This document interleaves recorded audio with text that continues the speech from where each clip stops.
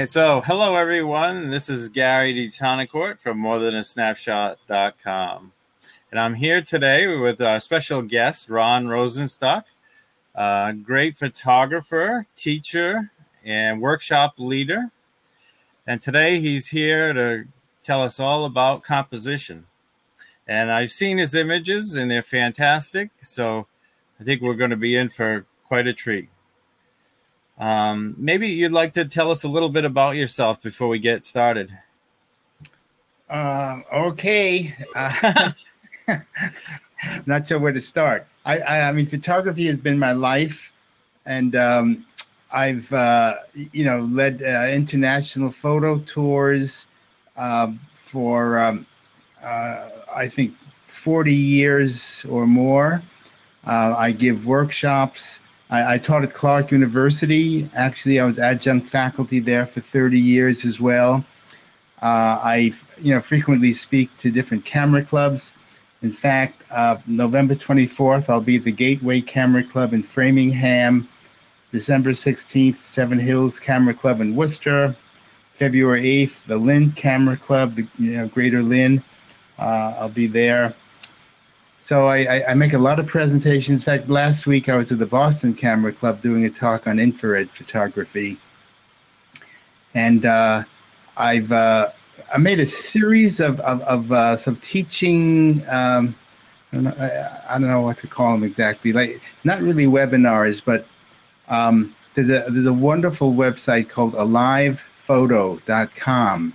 And some of the top photographers, in the world are sort of attached to that website, and they filmed me in Ireland doing, just teaching segments. So that's been a lot of fun. Oh, cool. Well, it's I worked with Minor White back in the '60s, and I've just been a teacher of photography all my life. So that's the Reader's Digest version of my life right there, Gary. And I see you do some exhibiting too. Oh yeah. I had a major exhibit at the Worcester Art Museum in 2011.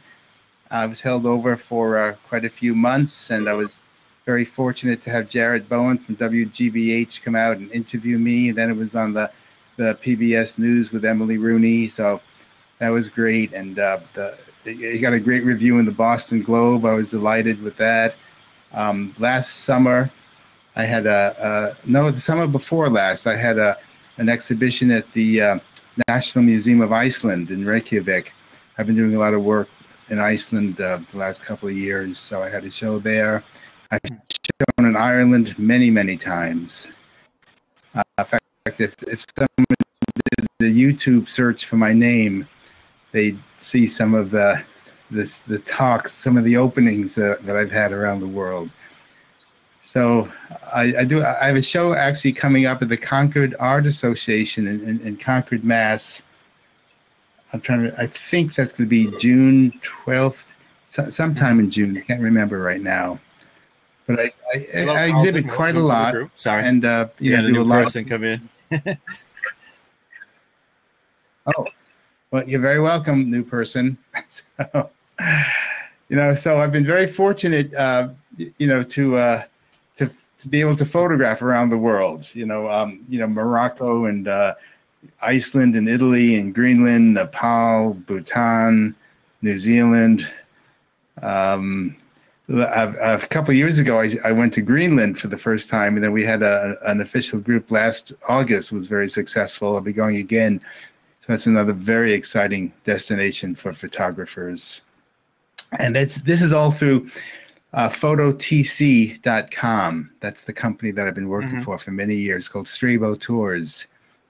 And so it's given me the opportunity to be able to photograph in these great locations. In fact, Wednesday, which is the day after tomorrow, I'll be leaving for Havana, Cuba with a group. I've been there this will be my third trip to Havana. It'll be the first time since Obama made that historic announcement. But I have a feeling I'm not going to see too much of a change. I came home last year about a week before Obama's statement, and from what I've seen on the web, I think things are pretty much the exact same as they were a year ago before he made the announcement. But Cuba is still a very exciting place to shoot with some of the nicest people in the world. They really like us, and the food is great, and it's like a time warp going back to Cuba. It's pretty amazing to see these cars from the late 40s and 50s. Great. Pretty amazing. So, I've been pretty fortunate to be able to shoot as much as I have in so many different parts of the world. Carlton says that he thinks Cuba is going to be easier to explore now. It's never been that difficult as long as you go with an educational group. Now, chances are you'll be able to just sort of, pretty soon just go to Travelocity.com and book a trip, as long as you have, you'd have to do all the arrangements yourself, just like any other country, making sure you have a hotel and a car and all that. But I'm pretty sure that'll probably happen pretty soon if it hasn't happened already. It may have happened already. But my groups, I teach photography on these groups, and we're there just to photograph, so we have everything totally taken care of for the people who who sign on with us. Accommodations, meals, transportation. I've heard everything. Someone say the people there are going to start to get more savvy. Are they going to start having more touristy traps for the photographers? That's very possible. That's very, very possible. I mean, it wouldn't surprise me in the slightest. One place, I mentioned Greenland. They are just like getting into tourism, realizing that they can make some money in tourism. But when I was there in August, and it's really like stepping back in time. We live in an Inuit community on the east coast of Greenland called Tassilak, in a house that's been renovated by a really nice guy from Denmark. And the Inuits are basically hunters because the ground is frozen pretty much like 10 or 11 months of the year. And right offshore are these enormous icebergs.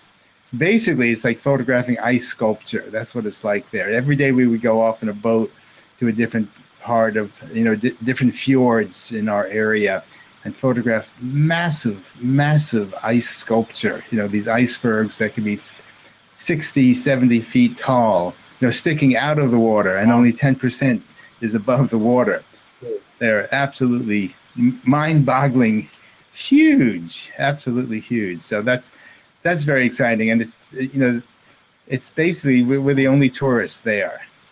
Literally, every time I've been there, we are the only tourists that I've come across.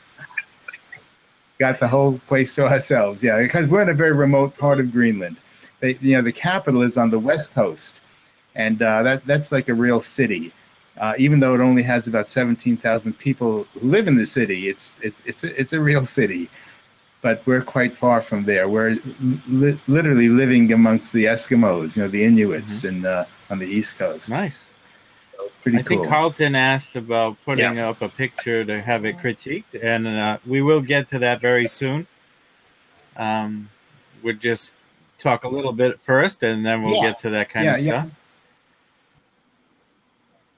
Also, I wanted to say that I also offer photography classes, and they're online, and you can see them at morethanasnapshot.com.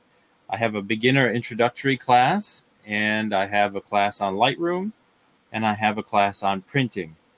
And throughout this episode, if I can find my links, I'll be popping in little flash deals on the text. So if you want to jump into one of those, I have a price that you just can't beat, and you'll be able to learn all kinds of stuff about photography. So, Ron, I think we're ready to get going with your images. So why don't you start with the first image that's there?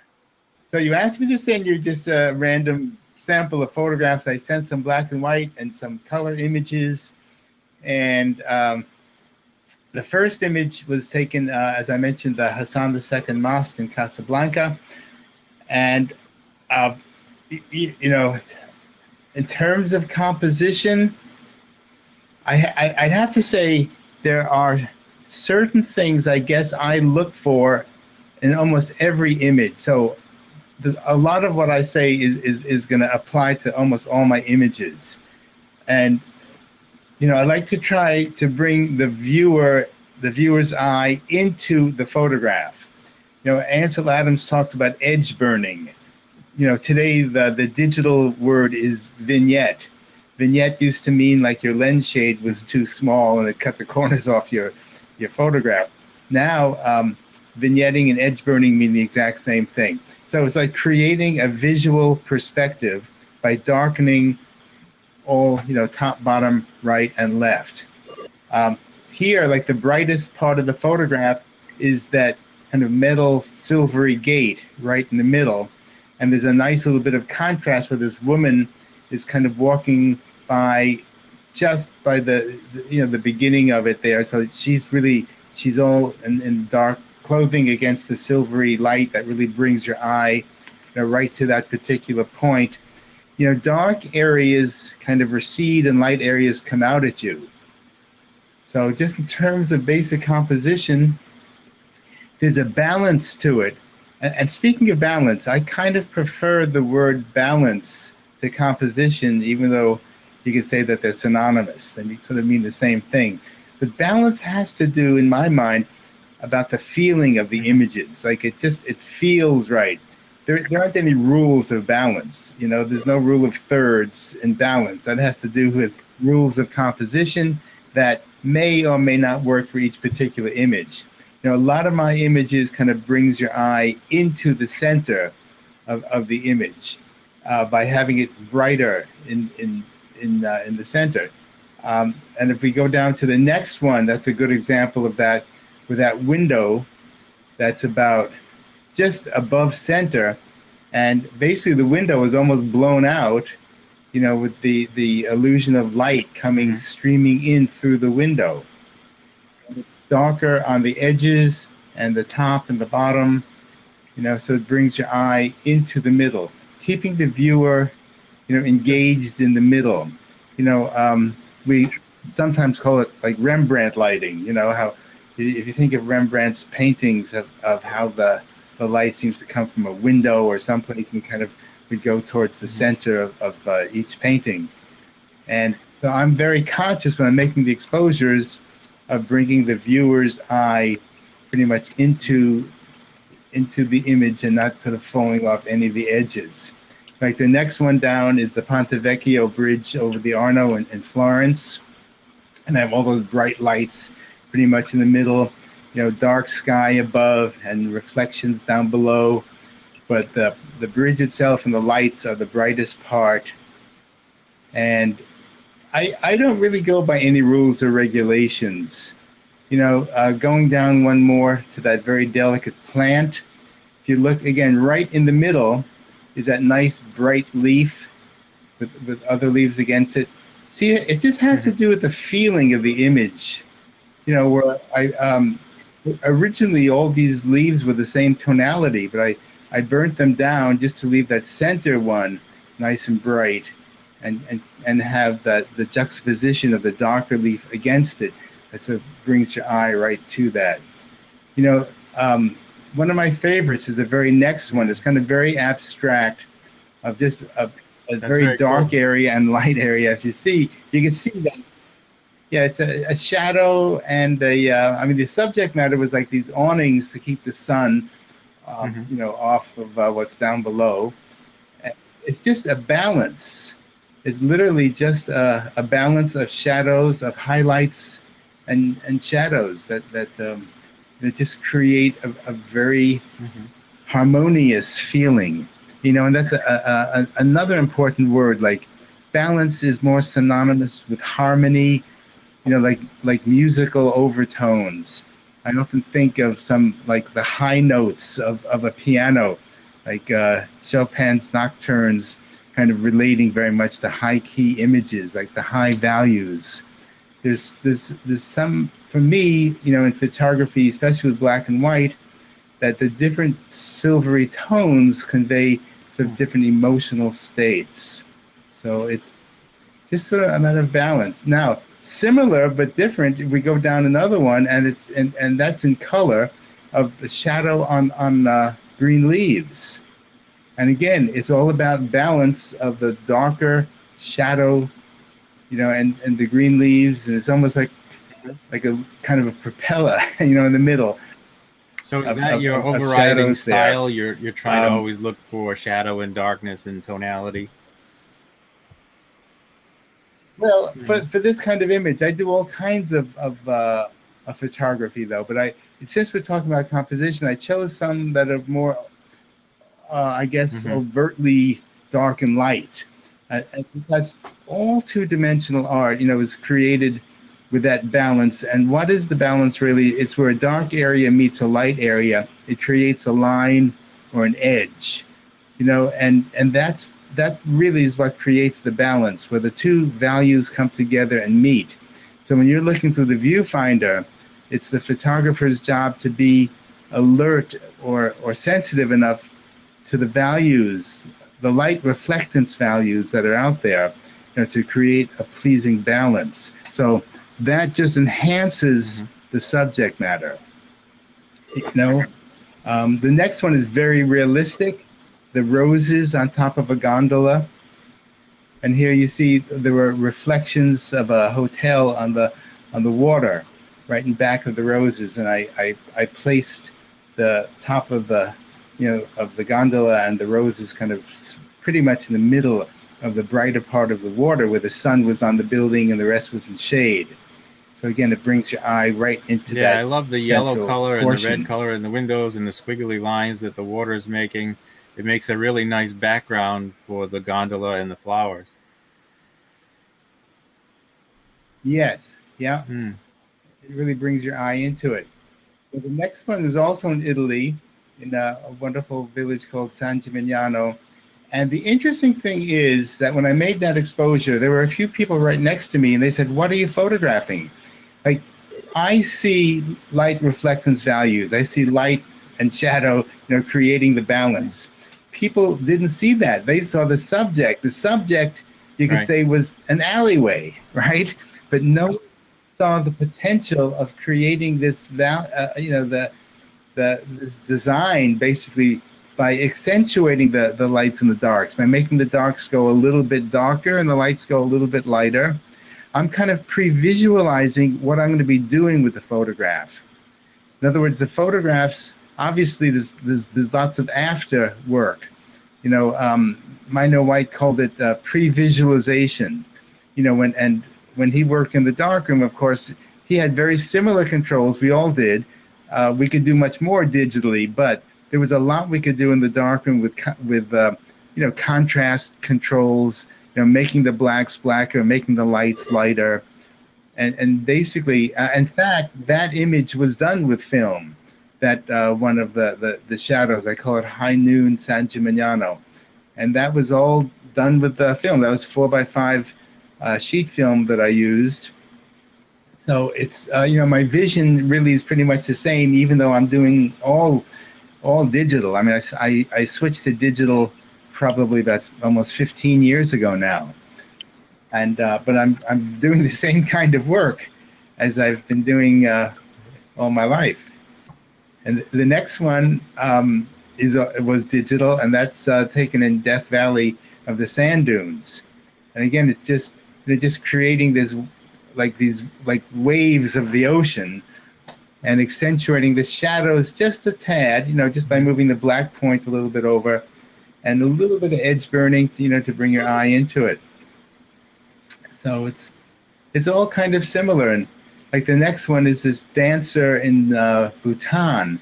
You could see, and the only thing that's sort of recognizable here is the fingers of his hand, and this swirling, colorful costume that he's wearing. And again, it's darker around the edges and lighter in the middle. So it's the same exact procedure or that I do for all my images. The last one, very abstract, just light and shadow. And this is sand dunes in the Sahara that I made on one of my Morocco trips. And again, by making the blacks go really deep, just creating a very pleasing balance. And this to me is what photography is all about. It accentuates it makes the subject matter almost more powerful than Mhm. than it is. It has to do with our own individual vision, Yeah, the way they're we really see awesome. things.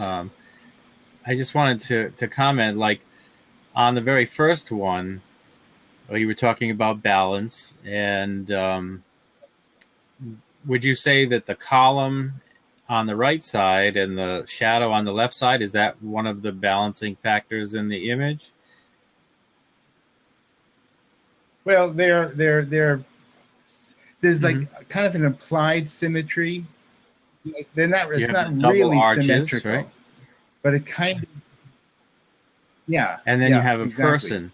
So I know a lot of people would probably see this wonderful archway and just snap a picture of it, but you chose to wait till there was a person or a shadow there, and I think that really adds to the picture and really draws your eye in. Did you have to wait long for someone to come there, or did you get a lucky situation? Well, half and half there. I did have to wait, Mm-hmm. but not long. I saw this woman walking along, and she was wearing the black robe, and I knew she was going to pass in front of the door. So I mean, Oh, maybe I waited 2 minutes. nice. It wasn't long, but I did wait until she was just where I wanted her to be, and then I made the exposure. And I was at a distance. I like to keep my technique is really simple. I like the Mm-hmm. 28 to 300 Tamron lens. I do like probably 90% of my work with that one lens.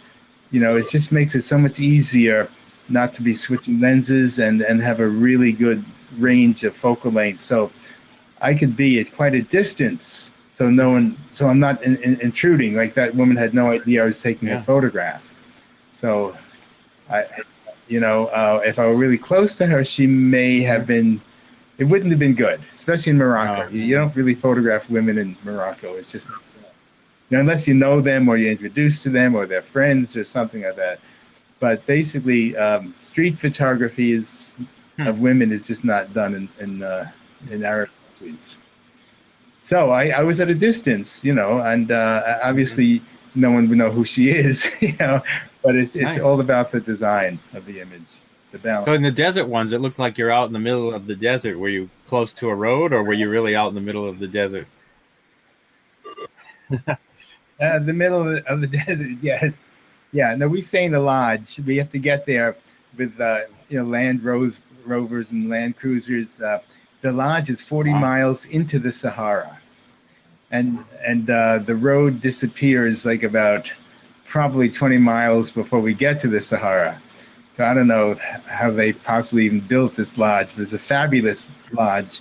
And so we do a lot of early morning sunrise and sunset work.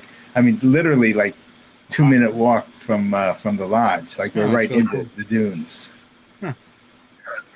Yeah. So did you hit all the images? I'm just taking a look. Yeah, I think Yeah. you went through all of them, right? Yeah, Yeah. I went them all kind of quickly, thinking that if anyone has any questions or if they want Okay. to So show first of all, some has of their everyone work. seen the images? I just put the link in again, so that you can check them out. Does anybody have any questions? Um, well, you can right now. You can type it in the text, the chat area. I'm also going to pop in a flash sale for my online class. So I'll just pop that link right in there. It's coming up now. And we'll be opening up a seat soon if someone would like to ask questions or have their images critiqued. So are we ready to open up a seat, Ron? Or do you have anything else you want to discuss? No, I'm Okay, let's give I'm that a fine. shot. I Whatever don't you know if like to do. anybody's ready to come on. I just opened up a seat, so if you have a webcam and you want to say hello, please call in, and maybe we can take a look at some of your images too. Okay, someone put in a link to an image. Maria did. Thanks, Maria. Do you want to come on camera? Do you have a webcam? Yes, I'm seeing an image this time. People standing on a beach. Um, do you see it, Ron? Click the link that says No, flickr.com I'm not /photos right under Maria's name. Maria. I'm right. Hi. Oh, Hi. It's hi, further. Maria. It's Hi, up Maria. way on the Hi. bottom. If you could scroll down, I don't know if you can, Ron. At the very bottom, it says, "How can I make Okay, yeah. this So better with editing?" Look 2 So I click messages on up from that. 2 messages. Okay, I got it. Hold on. Aha! Oh, great. Excellent. Eureka! I found it. Okay. That's the photograph of a bunch of Yes. people on the beach. Okay. Now, what would I? First of all, I hate to say this, but I often tell people that I can only really give you my biased, prejudiced, Please. pig-headed opinion. It's all subjective. Now, I think I would have cropped a little bit off the bottom, just so that there isn't just a line across the middle. I mean, I like the water, and I love you have some really delicate light reflecting in the water. I don't know if that's looking to the bottom or whatever it is, but it's really quite nice. But there's not as much interest I find in the sand, and just there's nothing wrong with making the photograph a little bit more horizontal. Just maybe taking, I don't know, I'm thinking like maybe say 3/4 of an inch off the bottom. I think it brings your eye more into like the people on that nice white line of water there. And the other thing is, if you have, on the program, whatever you use in your computer, where it says vignette, it just sort of darkens your edges just a little bit. It would keep it lighter in the middle and darker on the edges. And again, that would help bring the viewer's attention into the people. It's kind of, I like the idea of all these people in a line, and it almost looks like it's something like I don't know if pennies you can about me. it.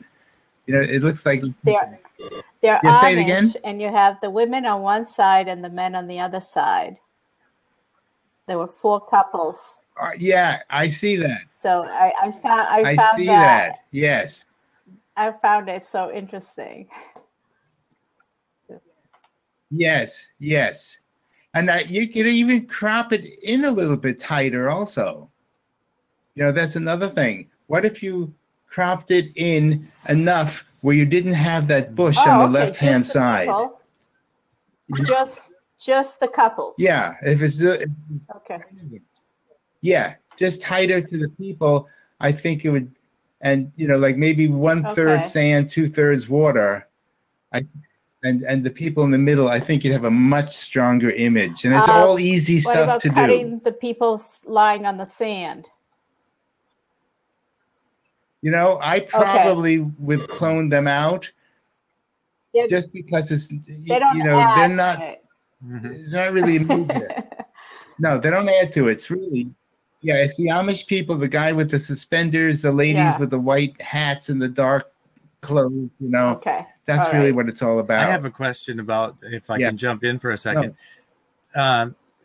It looks like the first guy next to the ladies, it looks like he's got 2 faces. Is there 2 people standing there? Exactly. There's 4 men, and it's just the angle. You can and you can see the 2 faces, but there's 2 men there. Oh, okay.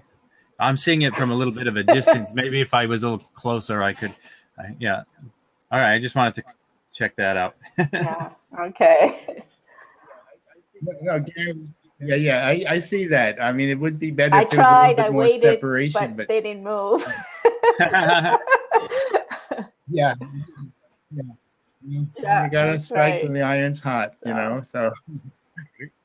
Thank you. Yeah. Good.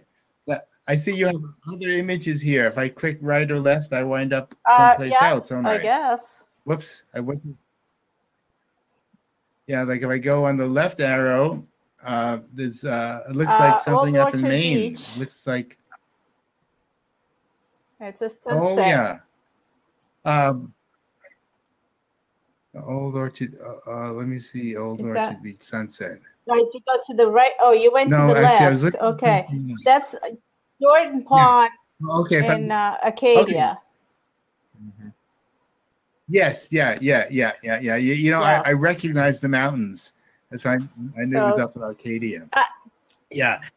Well, that brings you know, that really puts me right into those mountains there. You know, the way you have it that. was it was You know. it was with my iPhone, and I was so happy with the results. It was just the right time and the right place, I feel. Yeah, I mean, a lot of people are doing pretty amazing things with iPhones. You know, I often tell people that cameras don't take pictures, people do. So it makes no difference what the equipment is. You know, it has to do with your particular vision and where you are and what you're seeing and what you're feeling.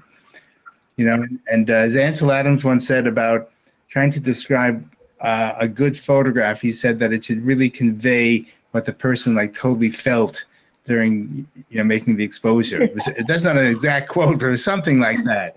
You know, how it conveys their feelings, and that feels like just It a was, beautiful yeah. summer's day.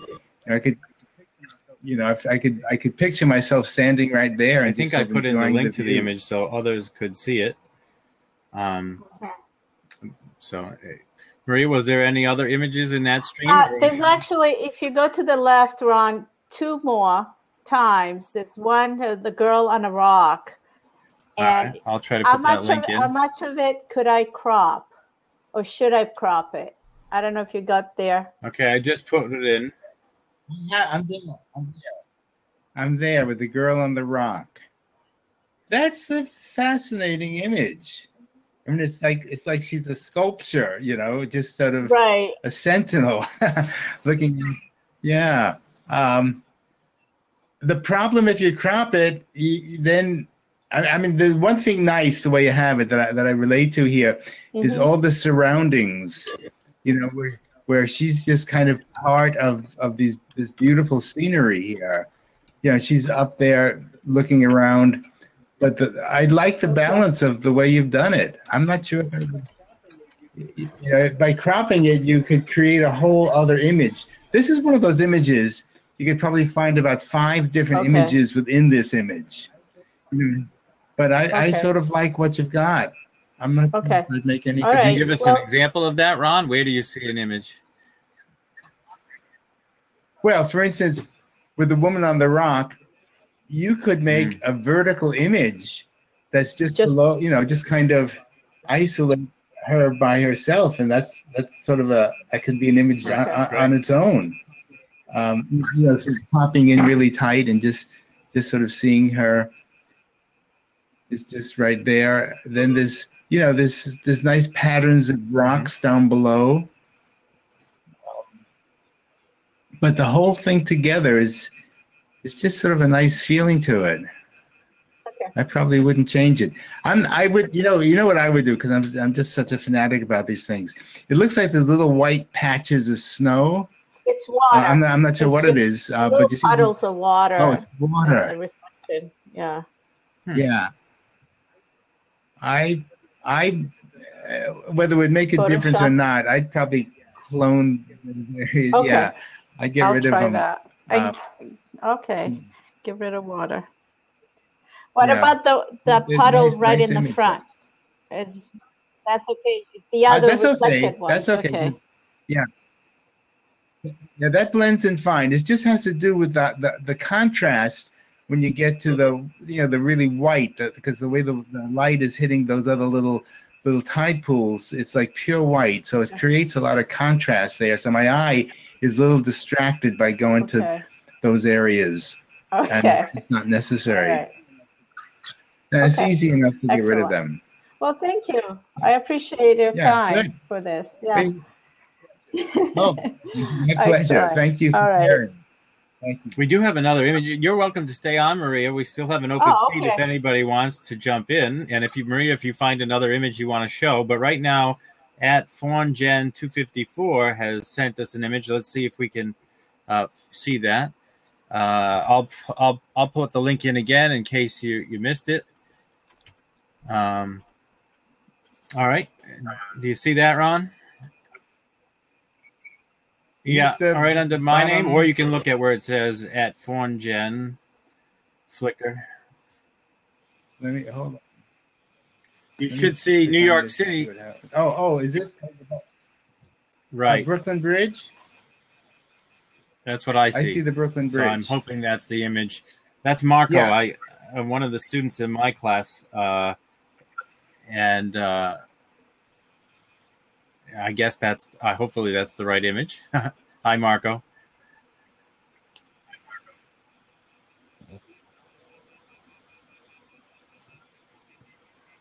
Okay. Does everybody see the Brooklyn Bridge? Yes. Okay. So what do you think of that one, Ron?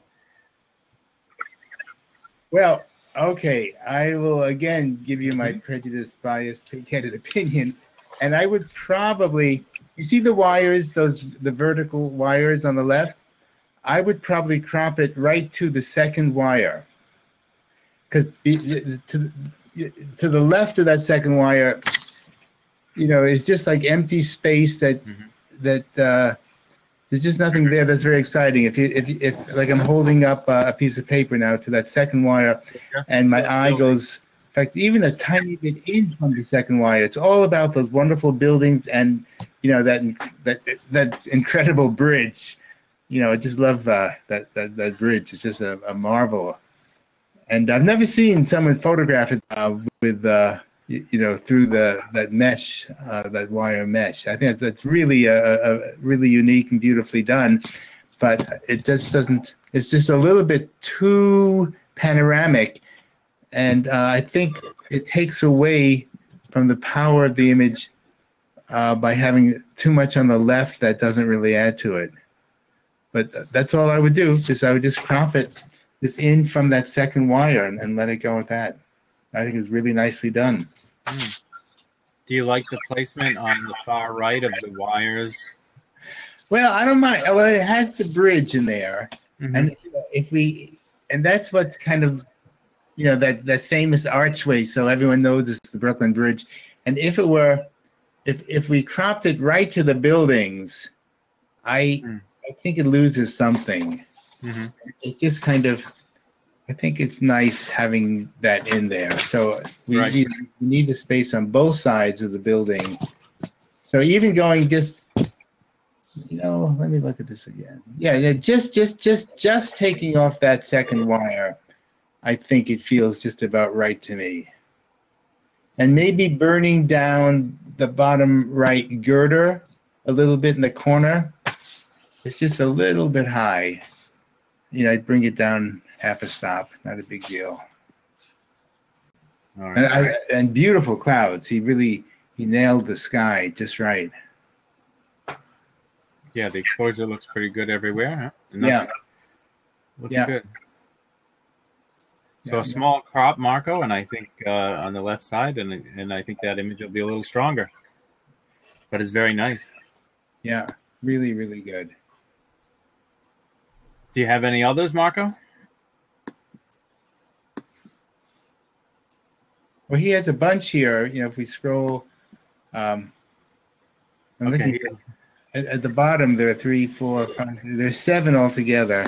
Oh, okay, I see some more of the bridge. Oh, yeah. Oh, lots of images here. Yeah, lots more of the bridge. Yeah, it's kind of hard to mess up photographing that bridge. I'm telling you.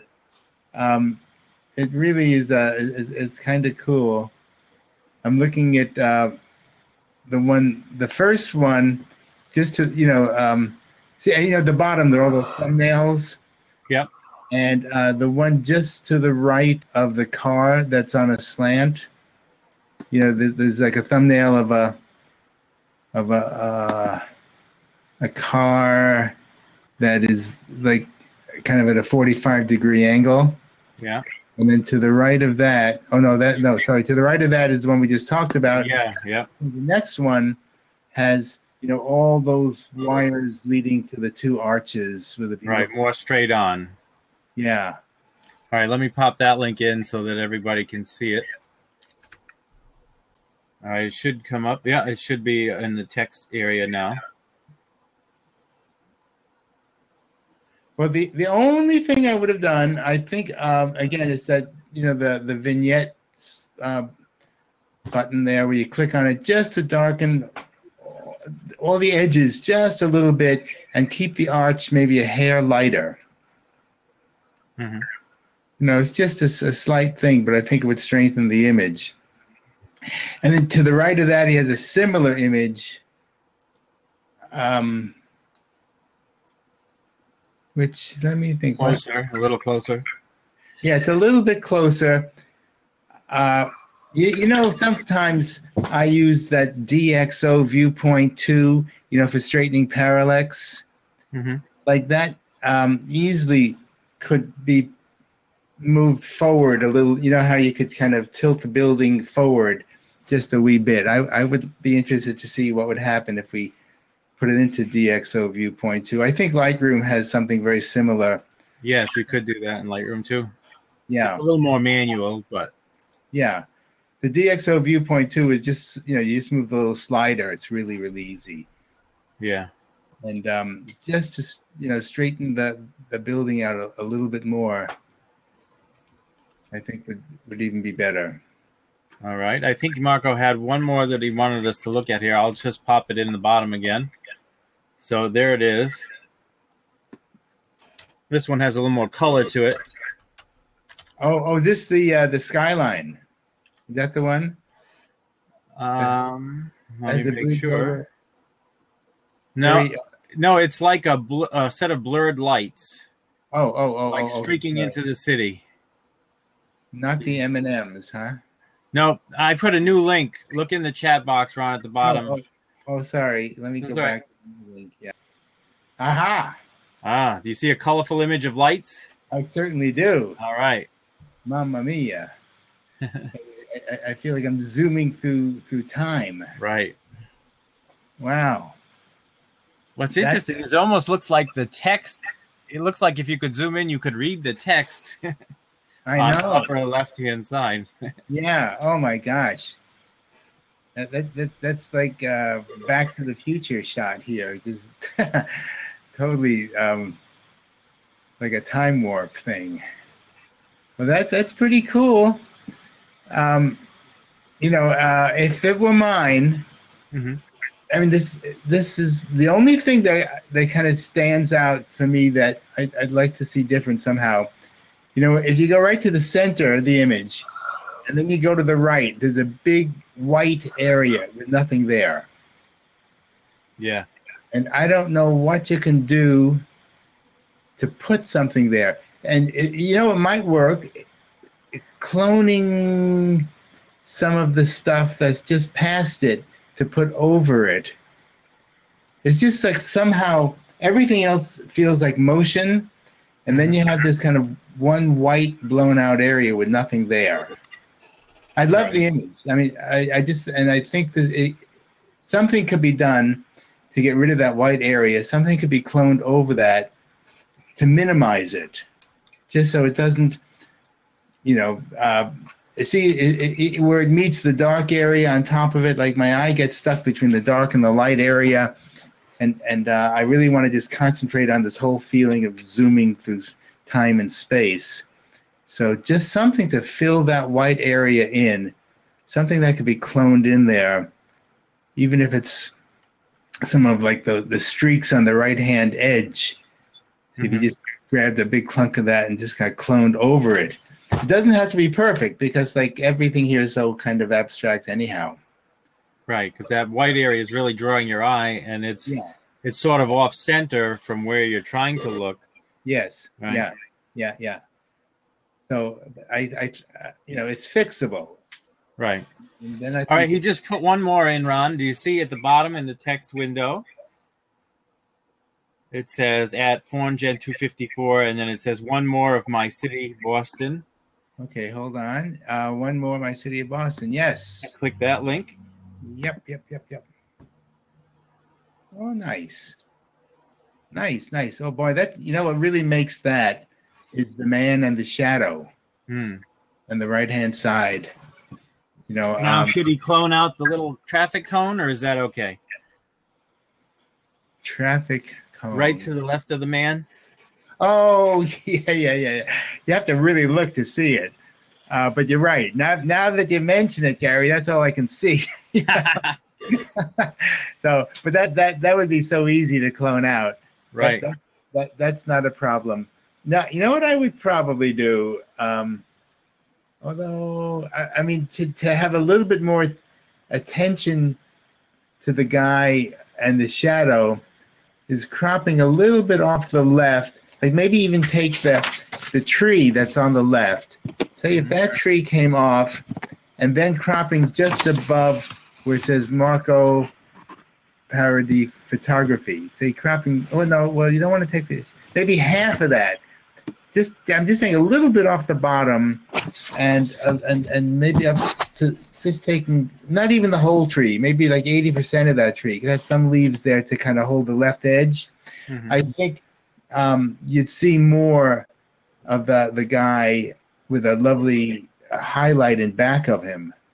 I mean, that's really where I want to. In fact, if I really want to go nuts here, if you can almost make this into a vertical.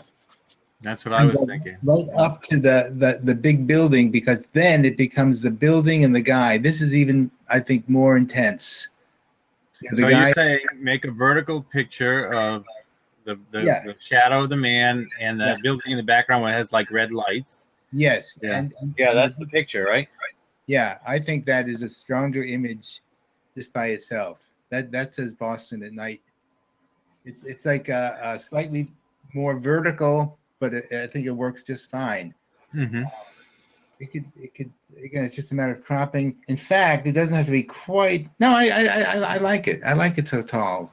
Mm-hmm. I like the way the lights, kind of the lines of the lights there. I think that's pretty neat. Just so we're taking off the sky and bringing up. I have this cropping paper in front of me, and I'm going right up to that building, and I think that's really cool image right now. What you're doing is cropping yourself out of the broadcast because we can't see you anymore. Oh, you're back. You saw my cheat sheet there. Yep, that's good. So that's a good tip right there. Whenever you're looking at your images, have some paper around to help, figure out different crops of your images, right? Yeah. Oh, yeah. And trying to see sometimes. I know it's interesting. I have made some photographs, and I see the image, and I say, "Wow, I didn't even see that." Like it could be a person, or like I'm thinking of an image I have of that I took in Italy of one of those little hilltop towns, and when I actually made the print, I saw there was a cat sitting in the photograph, but I didn't see the cat because I was really photographing just the buildings and all the flower pots and all that. And it's hard sometimes to be like totally conscious of every element that's there, so it's kind of a gift. And that this guy should be right in line with the street lights, so you get that wonderful highlight in back of him. I mean, that's something that it would be hard to orchestrate that. I mean, that's a real gift, I think. That's a beautiful, beautiful thing. And so are you saying you like that light on the light pole right behind him? Yes. Oh, yeah. I'm going to cover myself up again to enjoy seeing the vertical. Yeah, definitely. Because now, without that, like above his name, you get that great big pile of snow. Right. All that white stuff that doesn't really help the image. So I think it's much stronger as a vertical. Yeah. Emphasizing the guy and the buildings. Right. Yeah. I agree. So again, it's another time we've talked about a picture within a picture, and when you first approach a scene like that, and there's a lot of stuff that you can see, what goes on in your head to sort of zoom you into a picture? I really try and see where the contrast points are, like where the lights and darks really meet, and to minimize the jumbledness of it. Like life is, out there it's pretty jumbled. There's lots of lights and lots of darks. And this photograph is an example. There's just like too much going on. It's like really cluttered.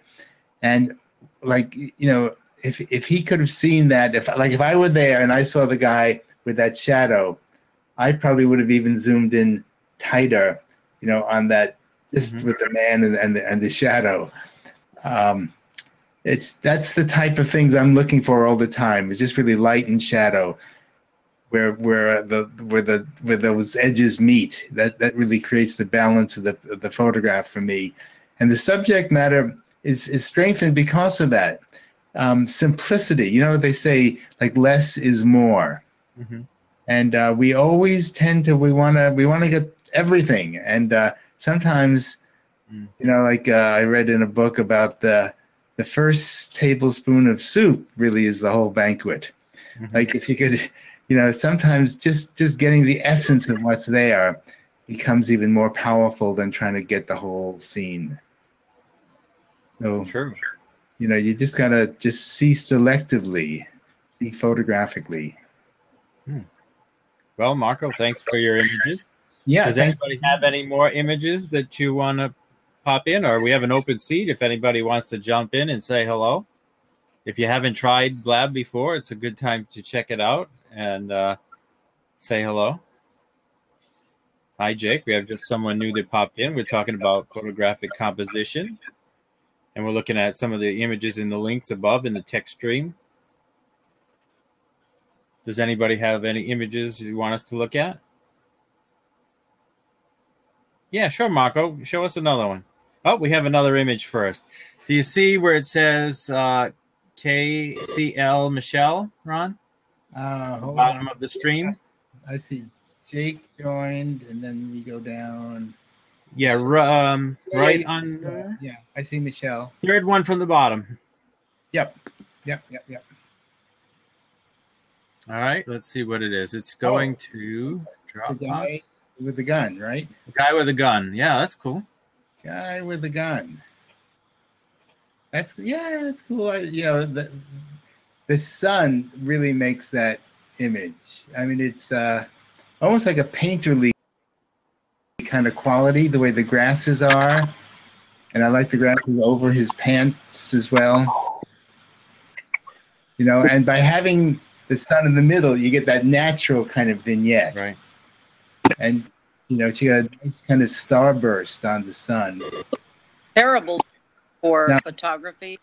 It was the day that he wanted to take pictures. That was the day they chose. And so then you have to try to make the best of it. And well, you certainly did. Well, as a shooter, I think it's an interesting image, and I think it's kind of nice light on the grasses and stuff. Yeah, no, everything about it. I love the simplicity of it, and I even like the bare tree, you know, on the right-hand side. You know, there's a starkness to the image. You know, it is not what I call busy. I think it's just nicely seen. The positioning of the man, the position of the sun, everything I think is really nicely seen here. Now, there's one little thing that I would do, and it's just one of those things that sort of jumps out at me, and that's the little bit of sun flare that is close to the sun, but it's like a little circle. And that could be minimized with a repair tool, just to kind of blend it in a little bit, so it's not quite as circular. I'm trying to find the image on my computer right now, because I guess I could go to this one. Okay, now tell me what it was you were seeing. See, above his hat, just almost touching the sun, there's a circle of lens flare. Yes. A circle of sun. Okay, well, with the repair tool, that could be minimized, and you'd hardly see it. You know, just to kind of blend it into the sky around it. Sure. I think, again, it's a simple thing to do. And it's the only thing I find slightly distracting. Everything else I think is really nicely seen and nicely printed. Oh, good. Now, Good. You know, since we're on this image, Ron, let me ask a question about silhouettes. When you have a silhouette type of a shot like this, is it important to show it as completely a black silhouette, or is it good to have some detail in the person like we see in this shot? Or is it kind of... Well, in this shot, no, I think this is really nice with minimal detail. I really like it this way. I don't think if this were all black, it would look like a paper cutout. I think it gives it a lifelike feeling to it. I mean, it's like I'm standing there looking at this guy. I often tell people good technique is invisible. When it feels right, it's like you're there and you feel like you're the photographer. It's like you're seeing this image. You're standing right there. And if there's something that isn't quite right, it kind of jumps out at you. Yeah. And if that were a real silhouette, I mean, I think you would look like a cardboard cutout. Mm-hmm. So no, I think it's really nicely printed. Good. Well, thanks. Yeah. Well, do you have another photo, Michelle? Well, probably I'd have to find a link. Okay, well, while you're looking, we can jump over to Marco and put in another one. Yeah, do you guys do a lot with portraiture? I do occasionally, yeah. I do too. Types of things, because I noticed the others were more landscape or, Is that what you mostly do, is portraiture? I do both, but I just realized all of my Dropbox images are work for other people rather than my own personal. And I never thought about putting my own personal work in the Dropbox, because as I'm scrolling through here, I'm seeing all the work that I've done for other people. Okay. Not my own little project, So, all right. All right. While you look for an image. We have another one, Ron. 1, 2. Look 4 up from the bottom. Okay. Wow. That is pretty cool. I'll put it in again in the text area. So it's a colorful cityscape with a lot of clouds, sunset or something like that, right? Yeah. Oh, yeah. What would I do here? I might, there's a cloud kind of in the middle-ish. I might just lighten that a little bit because the clouds around it have more detail, and that's so dark it kind of loses all the detail. I don't mind the very dark one in the top right-hand corner that goes over. I mean, the top is okay, but something right in the middle, I would just lighten that slightly. And then, depending on the software program, it's either called clarity, definition, or there's another term, to give it like the local contrast. Sometimes by lightening it and giving it some of that local contrast, it just would work more with the other clouds.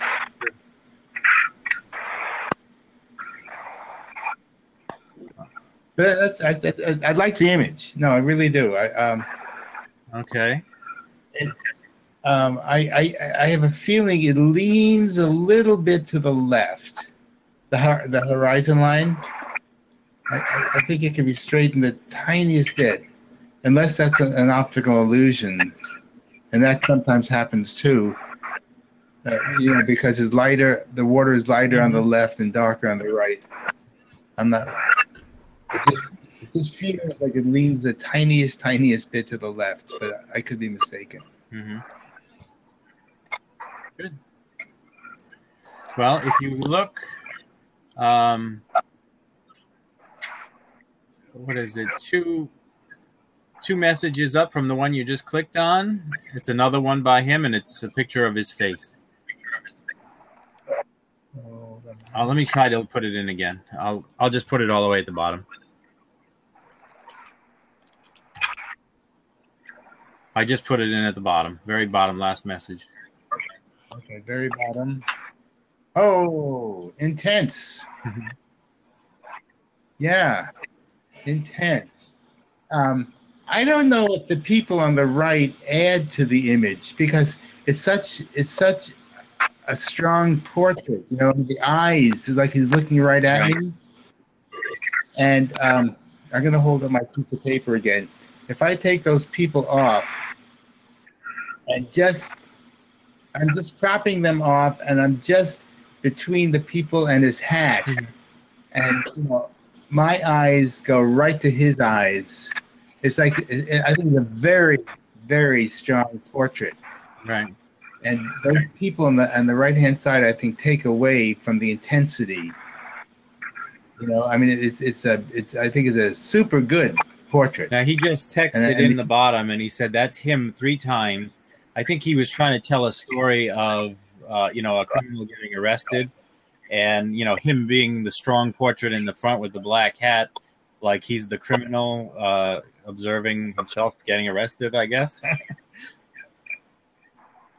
Well, if it's a story that goes with it, that's a whole other. Yeah, he says thing, kind of. You know? I don't know what his story was, but that's the story that I got out of the image. Yeah, but I mean, as a photograph, it's just so strong, the portrait, that I think the people on the right, you know, it's not really clear what's going on with those people because they're so small. Now, maybe if this were, you know, a much bigger image, I'd see that there's something going on there. But right now, I can't tell what's going on, and it just takes away from the power of the portrait. Right. Now, I believe Michelle has also put in another image, right? Yes. I'll paste that one in again for you, Ron.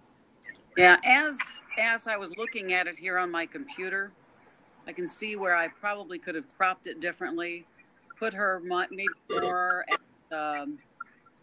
at the cross point of the lower left for the rule of thirds. In other words, I could have cropped up from the bottom slightly. Okay, Ron, it just came in twice. Sorry, we're not seeing it yet, Michelle. Oh, okay, but I'm wondering if I shouldn't have had so much of that. Well, this is only one of, golly, several hundred images that I took that day. But there's this. Hey, it's a girl in a window, right? Yeah. Okay. Do you see it, Ron? Bottom right? Yeah, scroll all the way down to the list of texts, the last image, the last link. Okay. Yes. Oh, yeah. The girl sitting in the window with the cemetery in the background. Right. Mm-hmm. Yeah. Let me just put the paper up there again. Now, if it were me, I think, again, it's like two things here. Like that window on the right-hand side with the cemetery is a picture by itself, but the girl in the shadow, I think really is what the picture is all about. I would probably crop a little off the top, and I'd crop that right window with just let some trees. So there's an equal amount of sky and tree on the right and the left of that window, and it's really about the girl and the shadow. Right. Yeah, it's really that. I mean, if you wanted to photograph the cemetery, that's another picture here. But I think it's nice with the, just focus in on to me, it's about the girl in the shadow and cropping off the top and something on the right. Yeah. That particular, we did a huge number of pictures for her, and of course now I'm trying to remember how to get to that. And this particular location, of course, was just one of the locations. So there is. Yeah, no, this is well done though. I think it's really a successful image. Oh, okay. After I looked at it, as I was presenting it to you, gentlemen, I was just wondering if I probably should have left some of that ceiling out. Yes, definitely. Yeah. That's what I said. If we took like maybe 1.5 inches off the top and 1.5 inches off the right. Right. Would you also crop off the left opening in the window? No, I'd leave that little crack there, and I'd leave a little crack to the right also. It just gives it some air to breathe, kind of. All right. That. Otherwise, I think it's a little. No, I like the airiness of it. Mm-hmm. That's how I feel about it. So, Gary. Yes. We've been at an hour and a half. You want to do one more before we call it quits? Sure, that sounds good. Does anybody else have an image to put in? Watching. Oh, okay. Watching. Thanks for joining us, Michelle.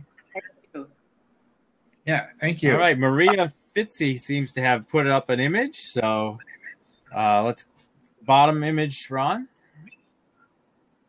Okay. It looks like it's leaves and some water. Oh, I love the light on the water.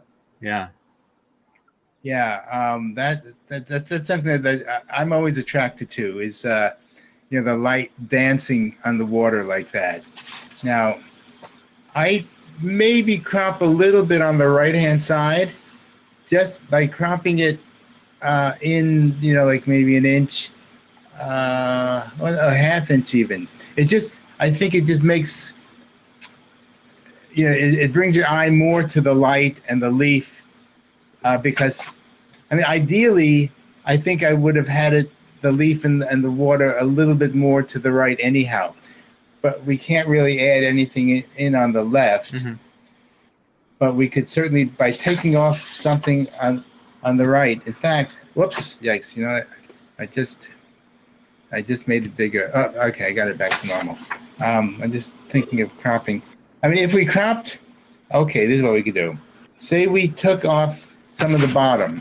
Let's say on my screen, if we took off like 3/4 of an inch on the bottom and about an inch and a half on the right, it puts the light on the water and the leaf, kind of like almost a third of the way, just off center, basically. It kind of works more with the rule of thirds in a sense. It's like a third of the way to the left. Right now, it's a little bit too much to the left. So I want us to bring it over, but since we can't bring it over, we just have to crop. And I think it would be even stronger by, it wouldn't be centered, but it would still be to the left. I'm just using my hands here to crop, and I think it becomes a much stronger image. Not drastic crop here, but just enough to make it a little bit more towards the center. Mm-hmm. And I think it would work better. And it really is a very pleasing image. That's the type of thing I'm attracted to myself. So beautifully done, beautifully seen. Oh, nice job, Maria. Oh, yeah. Quite nice. Good. To sort of summarize then, with all these images that we've looked at, you were looking at a lot of times simplifying the image and looking for the picture within the picture and really drawing the viewer's eye to those key elements. Can you think of anything else that, you really are looking for? Oh, you said tonality, right? That was really important to you? Yeah. Yes. Yeah. Yeah. No, I think you nailed it. I think that kind of sums it up. Simplicity, being aware of where the dark areas meet the light areas, like that man with the light behind him in the shadows, creating a balance with the various tonalities that are there, edge burning to bring your eye into the middle.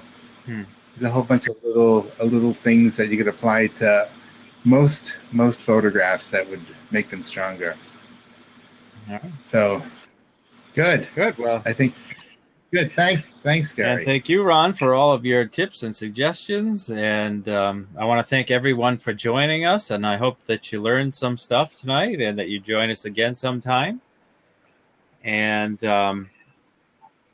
there will be a replay on the page that had all Ron's images there. So if you want to see anything again, you can always go back and relook at that page. So I'll try to pop that in the text before I leave one more time.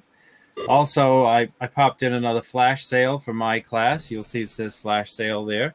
And also on the replay page, I have a button if you would like to purchase a class. And of course, on the replay page, there's all Ron's information where you can find out where he's speaking and where his upcoming tours and workshops will be. And feel free to contact us at any time with any questions that you have, and we hope to see you again. So again, this has been Ron Rosenstock and Gary D. Tonnencourt from morethanasnapshot.com, and I think we're going to end it right here. Thanks, Ron. Thanks. Good night, Gary. Good night.